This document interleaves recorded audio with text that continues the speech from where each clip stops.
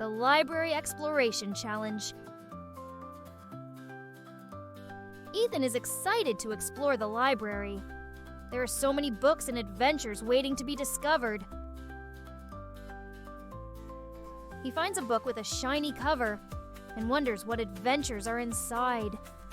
He's ready to dive into a new story.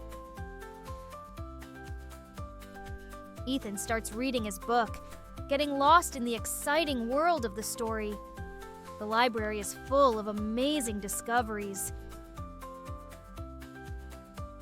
He finds a map in one of the books and uses a magnifying glass to see it better.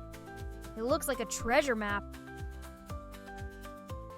Next, Ethan discovers a book about dinosaurs. He's fascinated by the big ancient creatures and learns some cool facts. He uses the library computer to find even more information about dinosaurs. The library has everything he needs to learn more. Miss Kelly, the librarian, helps Ethan find books on his favorite topics. She shows him where to find more books on dinosaurs and space.